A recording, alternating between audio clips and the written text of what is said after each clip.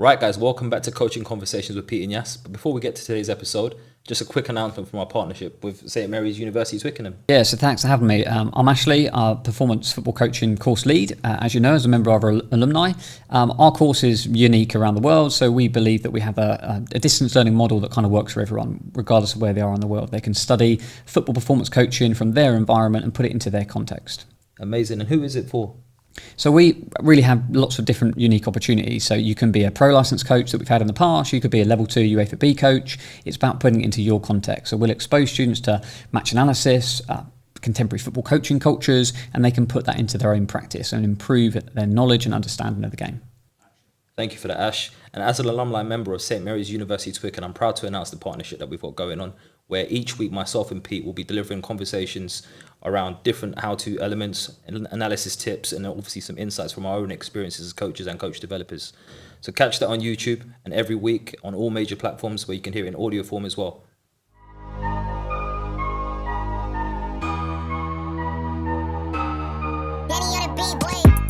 Right, guys, welcome back to Coaching Conversations with Pete and Yas. This week we'll be discussing dealing with parents. Pete, straight in. Right, okay, I think we the term dealing with parents it's a quite a conflict. Yeah, that's right. Yeah, because it's almost like that they're a problem straight away because we're saying, oh, dealing with parents. I hear this. Oh, dealing with parents is always the most difficult thing. I think of it in this way: is that if you've got kids, and if you're the coach, you were the coach last season, there was another coach, and you've come in. What you have to think about? Well, what was your thoughts when the other coach was coaching? If you see what I mean. Okay. So you don't all of a sudden, because you've been given the jacket, that all of a sudden you're take on a new role. Yeah, you're omnipotent. You're not. You're still a parent, especially if you've got a child in the team. But I think one of the most important things is to realise, especially at grassroots level, more at grassroots level we'll talk about, is that the parents are a resource, and I think it's really, really important to understand that.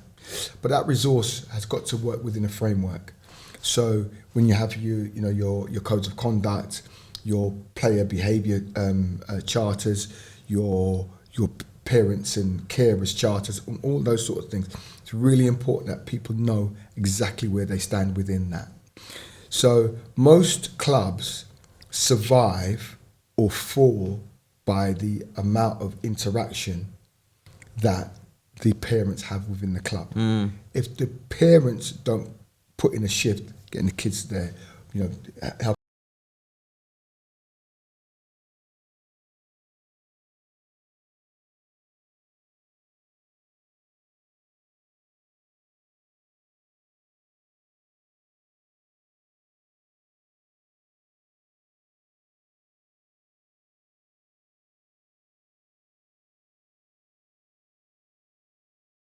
Become a problem. So that's what we're talking about. Yeah. So I think for me, I think you're right. Spot on. Straight off the top, I think it is about the language that's being used. I think often, and I refer to it as dealing with parents because that's often how it's described. Whereas I like to put, like challenge people who've got that perception and saying, "Look, have you ever thought about it as ineffectively collaborating with parents?" And then effectively collaborate with parents, because that's the fundamental difference, right? Like you've hit the nail on the head in a couple of things there. Like they are fundamentally key stakeholders in this process. Now, I've been coaching for nearly 13, 14 years now, and I've never yet met one parent, regardless of the age of the players, regardless of the gender of the players, that has ever had a situation. I've never been in a situation where I can say that parent is a bad parent. Do you know what I mean? However, Are they misinformed? Are they undereducated? Potentially. Are they uninformed? But never I could question the intent behind it, right? So I think the collaboration piece is so key. Just little things like you said, like the interactions around, well, what are we going after in training? What is the plan for the match day? How well do the parents understand that stuff? Because if they understand that stuff, now they can be a bit more guided, deliberate and intentional with their efforts to support in that moment. For some parents, if they don't know any other other way, then all they're going to try and do is maybe coach the team on the match day from the sidelines, or maybe they're trying to support their child or the players in the team by offering them incentives and things like that. So it's often a lack of education or lack of understanding, and probably alignment around what the club are trying to do, the coach is trying to get from the environment, but also what the player and parents understand from the process. Well, that's really important, because I think if you think about it in this way, if we look at a parent who starts to give their child a bonus for scoring goals, which you hear a lot, you then have to start to think about, well, how does that affect the child? Because the child's now thinking about the bonus, the extra fiver that they're going to get because mum or dad have said, I'm going to give you this because you scored a goal. One of the things that I remember a club I was at, and there was a parent who was doing that, and what I did was I took the child off because the parent had said they didn't say it to me because they knew that I was having none of it. So when I heard about it, I said, if he scores a hat trick, his dad's going to give him 20 quid. And I went, all right, okay. So he scored 2, and there's 15 minutes to go, and we did rotations of 15 minutes. I went, off you come, all right? And he stands there, and I thought, go on, tell me why you want to stay on, right? But he couldn't, because he knew that if he said it to me, there's been no way he was going to go back on. And I thought, how old was the player at the concert? He was 11. Yeah. Can you believe that? 11 years old. So I kind of thought to myself, no, I'm going to, and the dad came up to me and said to me afterwards, oh, he was on a hat trick. You could have let him stay on. I said, really? Why would I have done that? It was his turn to come off. He says, yeah, but I said, why is it so important that he scores that hat trick? We're talking about the team here. Explain to me, what would he have got if he'd have scored the hat trick? And then he blushed because he knew then at that point that I knew. Now, so dealing with something like that is around, you have to sometimes have to be quite strong. I was quite lucky because I didn't have a child in that particular team. It becomes more difficult when parents have a child in the team because they have to be careful that they don't either make their child suffer because they're not doing things in the right way, or give their child too much. Which again I've seen, where a child never leaves the pitch because parent is in charge. Normally dad who's in charge. But I think when we talk about other things around parenting is this idea of poor behaviour, shouting at referees and that sort of stuff. That's something, again, that your club's code of conduct's got to take care of that. But I think I get you, and I fully agree with you. However, I think the challenge some clubs have, and I think you've alluded to this earlier, in that fundamentally the parents are the customers, right? The child is the customer, and if there's enough parents doing that, whether you've got a code of conduct or not, if you try to, I guess, sanction too many parents, you're going to have no team. So, and I think that's often a conundrum for a lot of coaches. It's almost like, well, I can't say nothing to Pete because Pete's, in some ways, he's a bit of a ringleader for the rest of the parents as well, because that's another challenge that does exist, right? You've got some people who are a bit more influential amongst parent groups. So, how do you deal with that? Well, that's you deal with it right at the very beginning, because if you don't deal with it right at the beginning, you say, right, this is what you're signing up to, and you make it really explicitly clear. And then you start to see that ringleader type person starts coming in. They're doing things that are not beneficial to the team. You pull that person, because I had to do that before. I pulled the person and said, I said to you at the start of the season, this is what we're going after. You signed up to this. So why are you now going against that? What's the problem? And then you say that the parents are the customers, true, but as a coach, you're the shopkeeper. Yeah. So you have to start to think about who do you allow into your shop. Yeah. So and I think just to cut you on that, I think it's such a great point, because that is the challenge sometimes, right? I mean, I'm supporting a group of coaches at the moment, working with different players, and some of the complaints that they get and they share with me, it's almost like, well, why are they complaining? They decided to come to this place knowing this is what it was, right? You can't, like, I don't know. I don't know a great example other than right now. I've gone and bought a Pepsi thinking it was going to be a Coke. I've clearly picked up the Pepsi. Other brands are available. Do you know what I mean? But like, you've come. Everything's been given to you on the out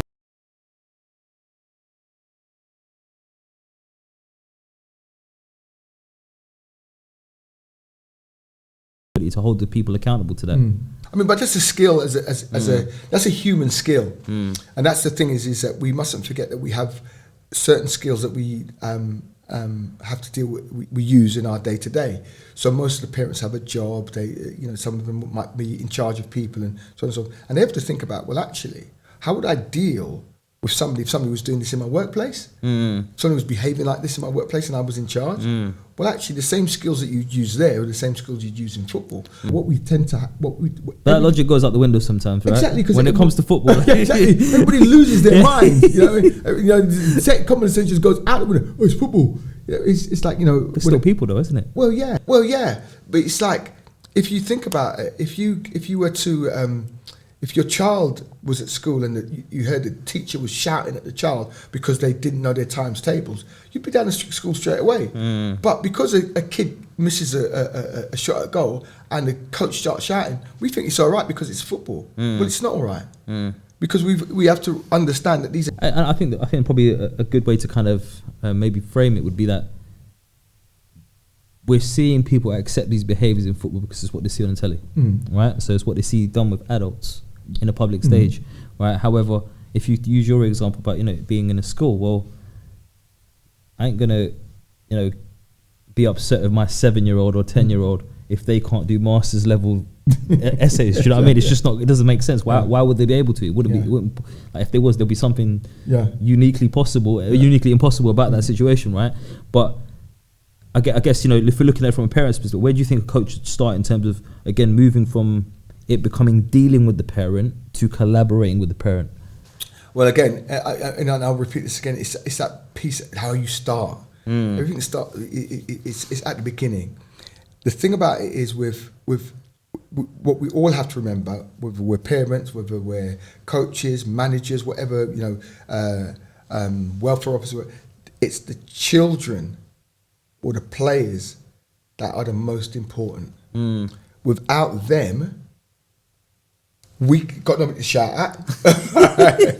We've got nobody to give instruction. We've got nobody to coach. And no parents to deal with. Exactly, yeah. Because football will always break out. Kids will go out and they'll play football by themselves. They won't need a parent shouting at them or a coach telling them, giving them instructions or tactics or bibs or cones or whatever it is. They will just play football. So what we have to remember is that, and we have to say this to everybody concerned, that's parents, coaches, everybody, what are we here for? We're here for the kids. Okay, how are we going to make the experience of the kids the best possible experience? And then we can then start to think. You can then ask the simple question is, do you think that the behaviour you're showing now is helping your child to be the best that they can be? And they might say, yeah, well, he or she, they need that. They need it, this, that, and the other. So, well, actually, at the start of the season, we said we weren't going to do that. You agreed to that. So, therefore, you're going against that. The kids have all signed up. They said they're happy with that. So, you're now going against that. So, I'm sorry, I can't. I get that. I'm just, trying to play devil's advocate now. Coach does that at the start of the season. They've laid down, I think, so my question would be, how often should those touch points be, those review points be? Because that's probably one of the biggest challenges, and that's probably the thing that probably causes the most problems for them, is that they don't often check in enough times or consistently enough to reinforce what's been agreed to, if that makes sense. I think that I would look at it from a point of view of, I would do one to start the season, then I'll probably do one around about Christmas time, just before probably, then I'd do one probably in about February time, just to make sure that everything's going all right. Is everybody happy and so on and so on. It's not just to have, to lay down the law to parents, but it's also to say, are the parents happy? Are you happy with what I'm doing? Is there anything that you'd like to see more of? Do you think I'm giving all the players a fair hearing? They're all playing. Now, then you might start to, because one parent might go, actually, my little boy or girl actually hasn't had that many minutes, and I'm noticing that he or she's always starting sub. You might go, But do you know what's interesting? Because these are common problems that exist, right? Where a parent might say, "Oh, my son or my daughter's not getting enough game time, or they don't never seem to start." And it's my advice to coaches always just keep a log of the minutes, right? Yeah. Because the thing is, perception and reality are two very different things. That's right, yeah. Right? So when you can go back to the parent and say, hold on a second, no, actually, your child has played 90% of the minutes. Now, there might be a point in there that suggests actually they don't often start the game, but they actually do still play 19% of the minutes. Now, it then becomes, again, that education piece around understanding, well, what's more important? Is it the minutes? Is it the fact that they're starting? Is it there's not enough of variance of both, and there's no right or wrong in here? But it's also the other side of it is, well, my child, because the bottom line is parents are always going to see it from their child's perspective, course, yeah. right? It's never going to be, oh, well, Pete's kid's only got 10 minutes, yeah, but it's not my problem. Yeah, that's right. Yeah. My kid's got 8. do you know what I mean? So I think it's really important at that education piece. So, because again, one of the challenges that will come with that is where they've been with their child, but also their own experiences. If they've been coached and if they've been in environments where, you know, they've played in teams and stuff like that, that will obviously have an influence in terms of their understanding and their perceptions of what effective support and coaching may or may not look like. So from that education standpoint, what are some strategies that you maybe utilize for yourself in terms of how you tackle that? I think what I've always tried to be is open. Try and give as much information as I possibly can. Some information I will share, some I won't. And I think it's having that conversation with the parents. You know what we're doing, and this is what we're trying to do here. And I might explain that while we're on the touchline. So I said, "You notice that we've tried to get that to happen, and this to happen, that to happen." I mean, I had a boy a couple of it was not even a couple of seasons ago. But it was last season. Didn't want to start. Didn't want to start. You know, but my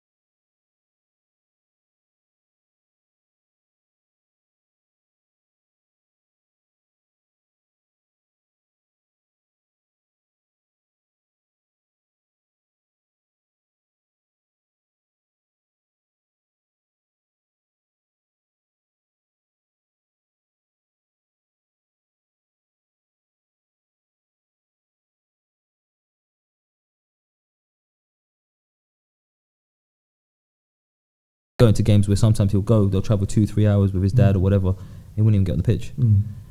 And that's some of the frustration you've got to be able to deal with, right? Because obviously the parents are now frustrated. Well, I've made this effort, I've made this journey and whatever, my child's not playing.